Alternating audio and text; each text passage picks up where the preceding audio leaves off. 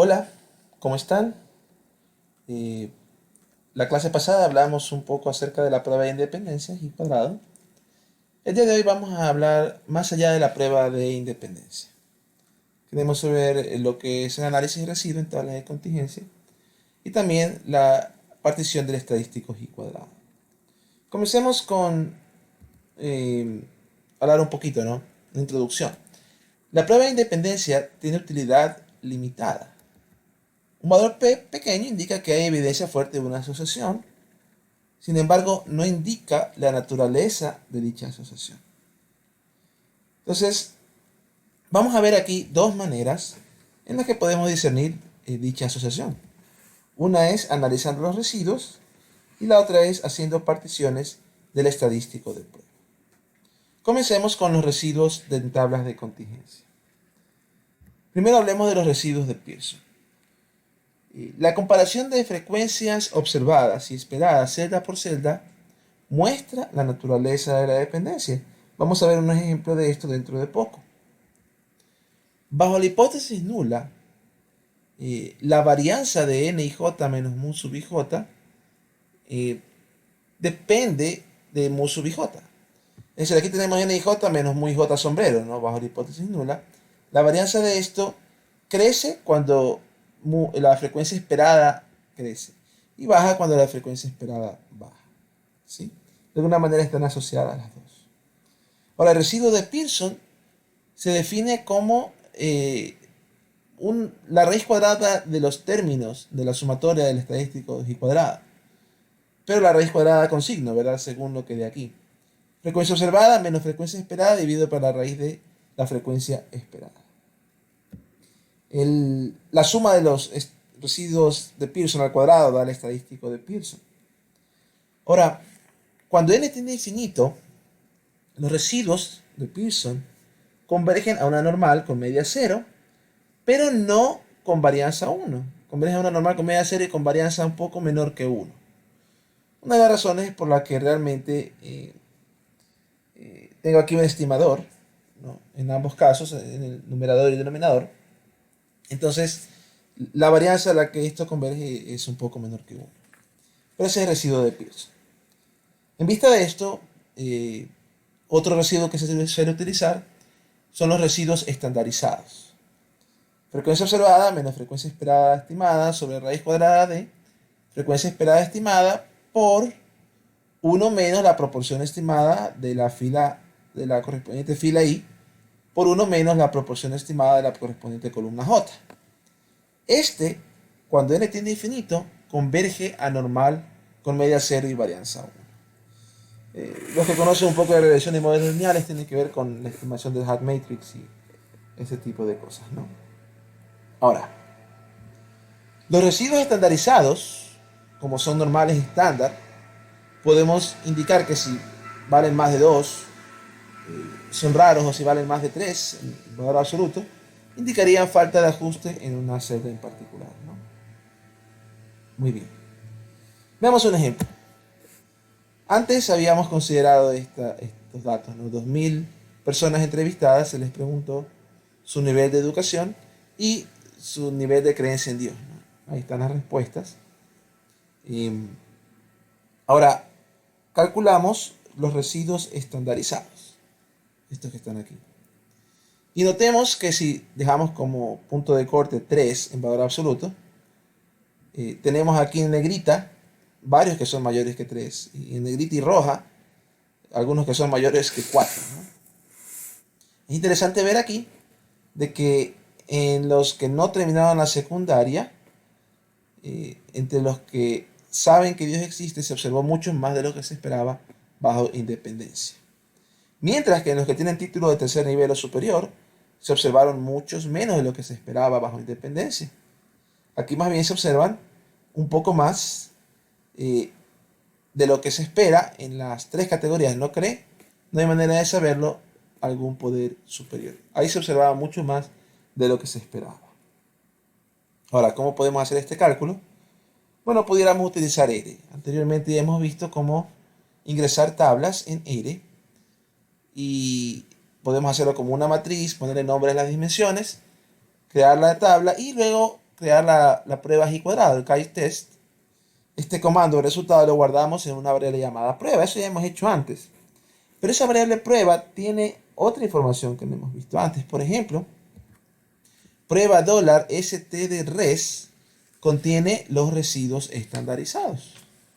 No los tenía que calcular usted, ya los puede calcular ahí, ¿no?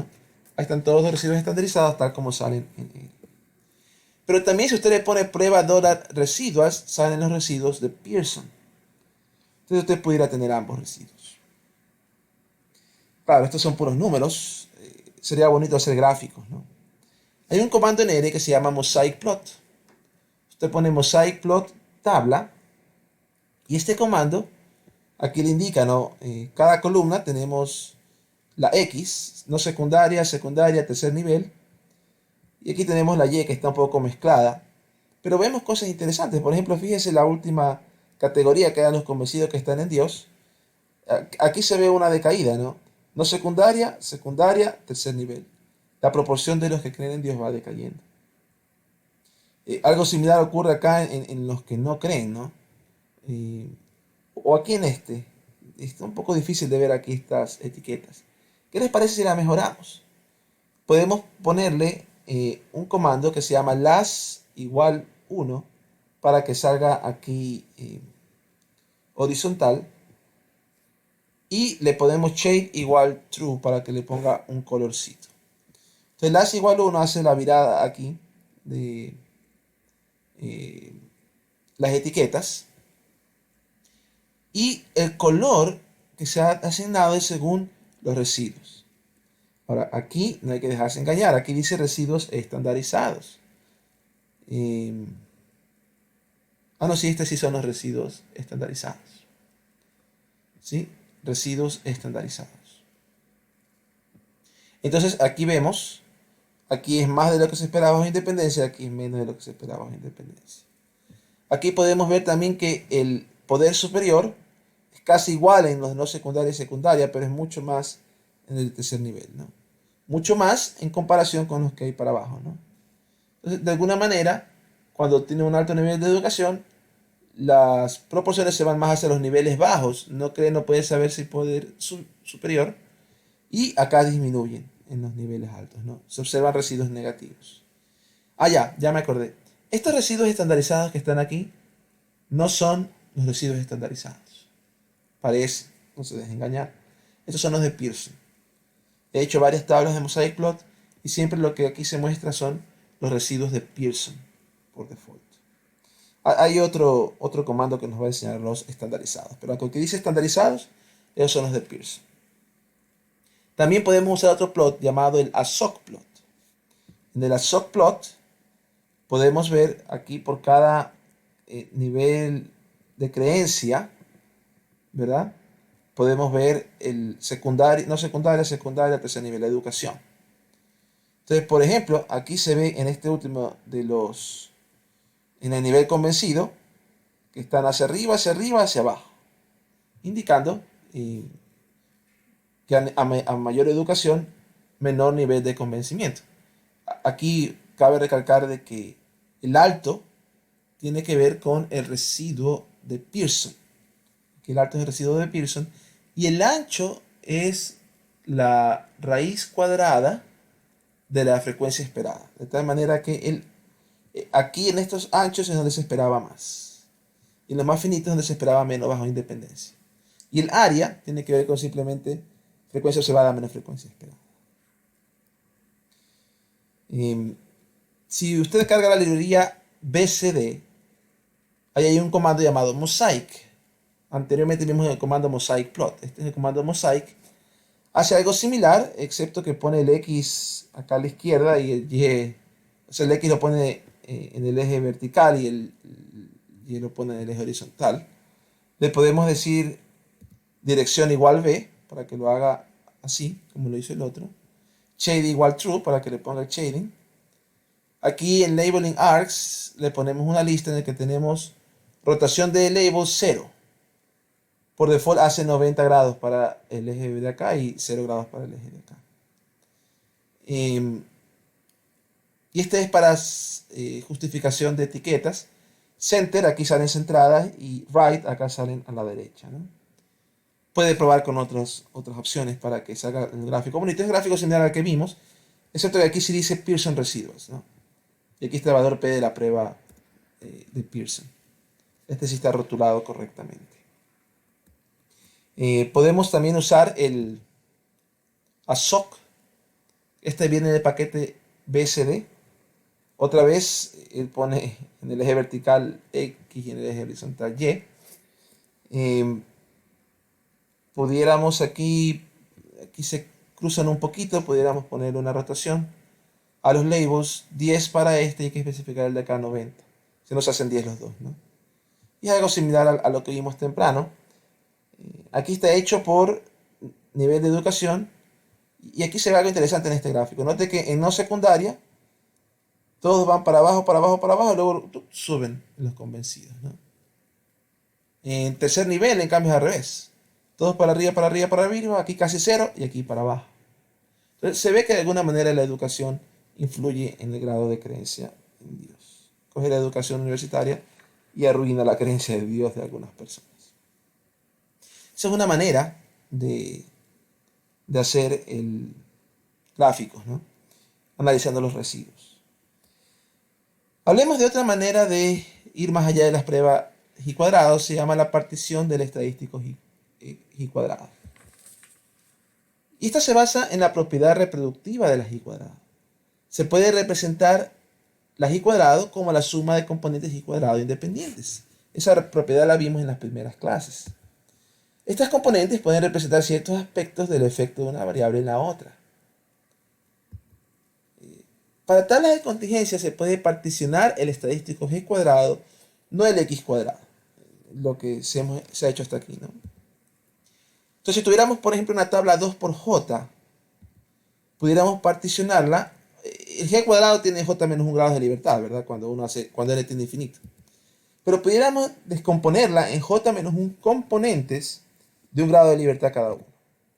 El j componente es el estadístico g cuadrado para la tabla 2 por 2, en la que la primera columna combina las columnas 1 a j de la tabla original y la segunda columna es la columna j más 1. Medio complejo eso de ahí. Bueno, vamos a hacer un ejemplo en un ratito, pero la suma de los g cuadrados de estas tablas 2 por 2 será igual al g cuadrado de la tabla original. En efecto, haciendo una partición de la misma, ¿no? Esta partición permitirá ver qué columnas afectan más al estadístico de prueba. Aquí hay un ejemplo pequeño con una tabla 2 por 4. La tabla 2 por 4, si usted calcula el estadístico g cuadrado, los grados de libertad serán 2 menos 1 por 4 menos 1 serán 3. Y lo particionamos en 3 tablas. Primera tabla, las dos primeras columnas. Aquí está, N1, N1, N11, N12, N21, N22. El g cuadrado de esta tabla será g cuadrado con 1 grado de libertad. Segunda partición o segunda tabla. En esta unimos o sacamos los totales por filas de la primera tabla, ¿verdad? Aquí están los totales por filas y agregamos una tercera columna, la columna de la tabla original. Entonces esta de aquí también es una tabla 2 por 2 que tendrá un estadístico g cuadrado, le llamamos g cuadrado sub 2, con 1 grado de libertad. Luego, en la siguiente tabla 2 por 2 combinamos las tres primeras columnas de la tabla original y la comparamos con la cuarta columna. Esta es otra tabla 2 por 2 que tendrá su propio estadístico g cuadrado. Lo interesante de esta es que la suma de estos tres da g cuadrado. Eso no ocurre con x cuadrado, ¿no? Con estas particiones en particular. Pero con el estadístico de prueba de razón de verosimilitud ocurre esta partición. Entonces, ¿qué pudiéramos hacer? Queremos ver cuál de estos g cuadrados influye más en la suma. Quizás yo determino que no son independientes, que g cuadrado es grande, pero esto me va a permitir cuál es la columna que más afecta esa suma, ¿no? Ya mismo haré un ejemplo en tablas y por j generales. Si tuviera ahora una tabla y por j, en ese caso g cuadrado tiene i menos 1 por j menos 1 grados de libertad. En ese caso, se puede descomponer en j menos 1 componentes de i menos 1 grados de libertad cada uno, haciendo algo similar a lo que hicimos hace un ratito, ¿no? El j-décimo componente es estadístico G cuadrado para la tabla I por 2, en la que la primera columna combina las columnas 1J de la tabla original, la segunda columna es la columna J más 1. También se puede descomponer el G cuadrado en cada tabla I por 2, en I menos 1 tablas 2 por 2, con grado de libertad, teniendo una descomposición de G cuadrado en I menos 1 por J menos 1 componentes de un grado de libertad. Veamos un pequeño ejemplo. Tabla 3 por 3. Grados de libertad, 3 menos 1 por 3 menos 1, 2 por 2, 4 grados de libertad. Lo particionamos en dos tablas. La que tiene las columnas 1 y la columna 2. Juntamos los totales de filas de esta columna, le hacemos una columna, las columnas 1 y 2 combinadas, con la columna 3. O sea, tenemos dos tablas de 3 por 2.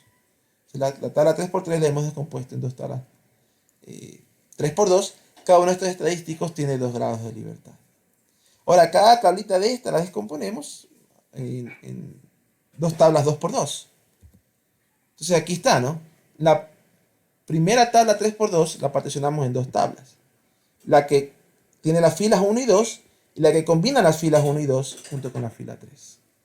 Hacemos esto con la segunda tabla que estaba ahí, ¿verdad? Combinamos las filas 1 y 2, filas 1 y 2 separados. Acá combinamos 1 y 2 y las juntamos con 3.